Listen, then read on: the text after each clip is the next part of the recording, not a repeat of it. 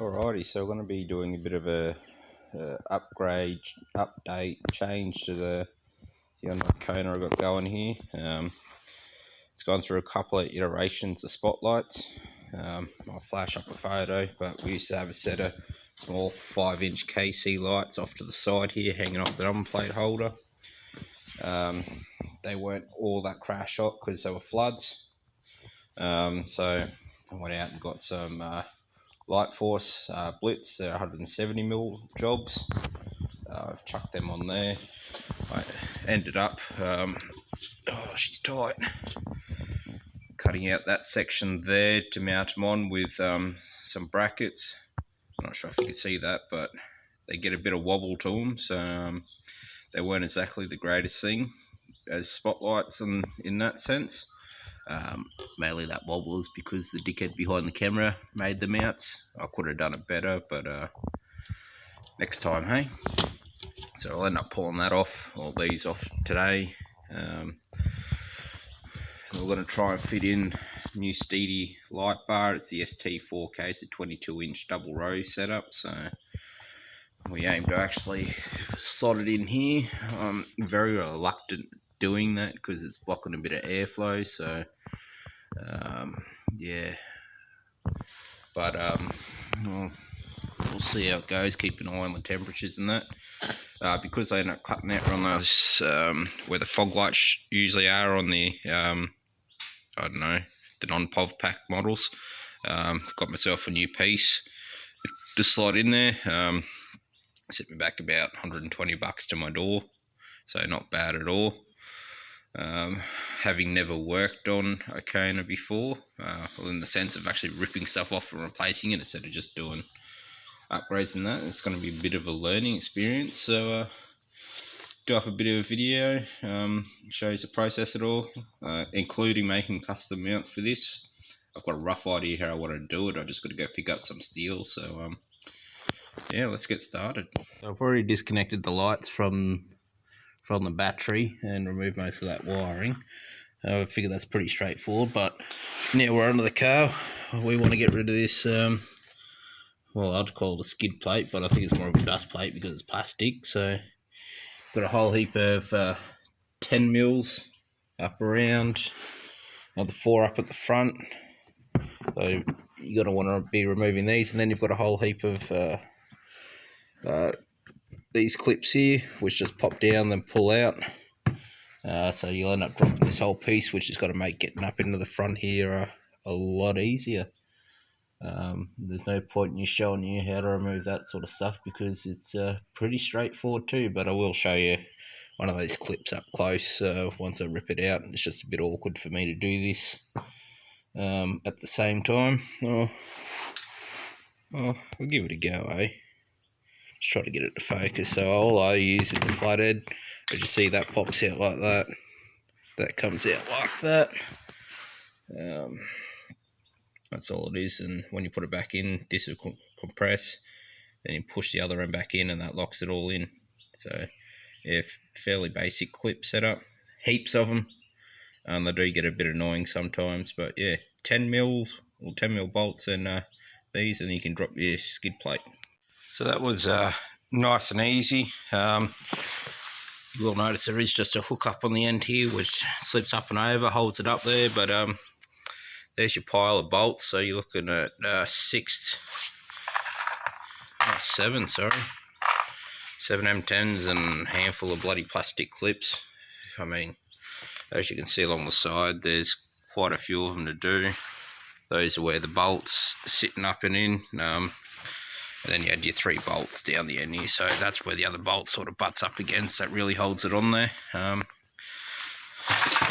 which means jump under. You've got access to all that room underneath the engine there. But what we're focusing on, it's going to be a bit difficult because I've got sun shining everywhere. Is we're going to be using the bumper support bar down here to hold my light bar on once I get it all sort of figured out. But as you can see by the screws sticking out there, That's my old mounts. Once I get them out, I'll give you a bit of a gander at what I sort of mocked up there. It was a good concept, but yeah, even with a bit of reinforcement, I just still reckon they'll bounce around a little bit. Alrighty, let's get into that. Alrighty, so that's the spotlight there. So we'll pull that out. It's basically how I did the bracket. Not very elegant, but it worked. It is fairly stable, but it's the way that these mount up that make them a little bit unstable. So I've got one of the brackets off. It was just pretty bloody simple. Not much to it. I did have to modify the mount a little bit, so and the bolt just a bit because it's not designed to flick right round in that direction. But yeah, once you get that out, we'll go to the second plan and I'll show you how I'm doing the light bar. So I've got a piece 6mm flat bar sitting up in there. She's 75mm tall, not big enough, but I'll make it work because it is sitting a bit lower than where the bar needs to bolt on, but I can actually work around that. I did run into a little bit of an issue though, doing it this way. You'll see that bracket just up in there. Let's get my hand up around there. I'm assuming that's your outside air temperature sensor, so she was in the way. I'll sort that out later. Now time to cut up this piece of plastic, get a light bar jammed in there, find out how she's got them out. So after lengthy discussions with the wife, since it's her car, we've settled on not recessing it because I'll end up cutting out a fair bit of plastic out of the new one. So, which meant I had to space it out just a little bit. So I've got some 30mm tube in there with 10mm stock just to space it out to where it needs to go.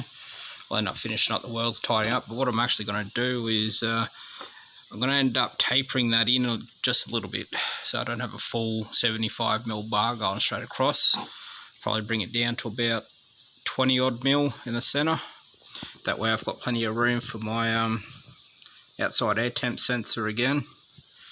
As you see, I've been hacking away at the plastic to see what needed to be cut away. So after I mount this, I'll take another look at the new piece and do what I need to do, because well, as you can see, she's just catching on the corner there, which means it needs to be squared off. This one on this side, I've actually taken out a fair chunk just to have a bit of a test, but that's pretty much what I'll need to do is I might be able to get away with just taking out a bit of a square, but what I'll be doing is just trial and error, get the new piece in there without any bits cut out, and take my time with it to get it all cut out after I finish welding, cutting, painting this piece here.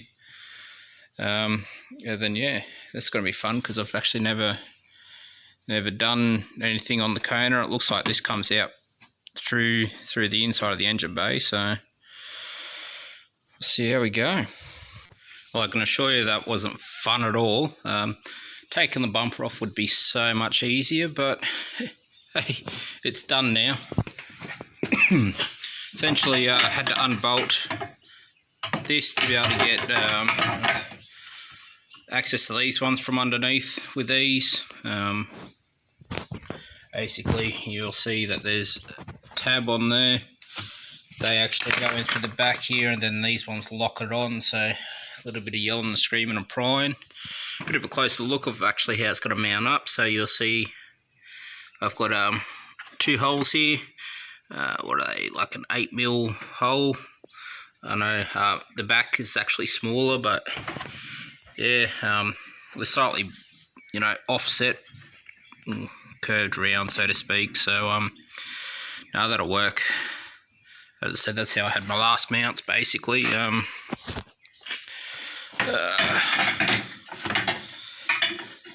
They were bolted on just like that, sitting there. So this one's got to run straight across the front with the mouth popping out the front, and then I've got the bar around here somewhere. Yeah. I mean, ooh, I dropped it. There's nothing in behind it, so it's not.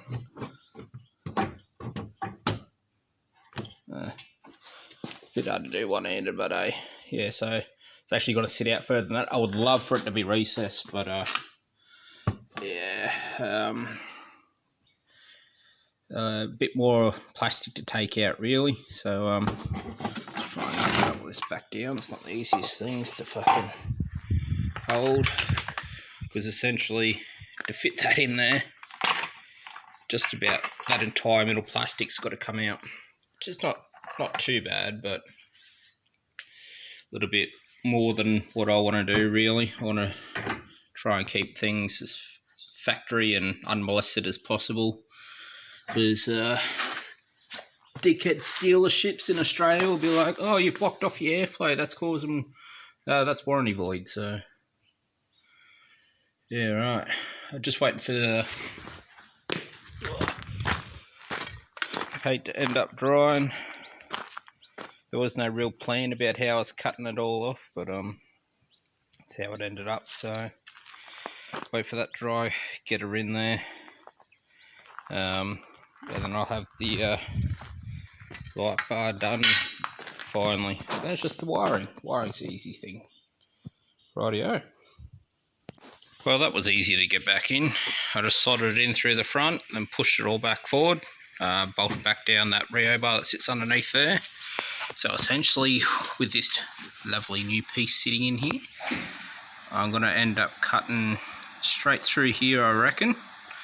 I'm not sure if I'm squaring it off yet. Got to wait till that mount dries before I can bolt it back in, which is going to be fun, because I used to do the bolts up through here, which means is my arms are going to get all cut up again putting that in. But yeah, that'll be the next stage.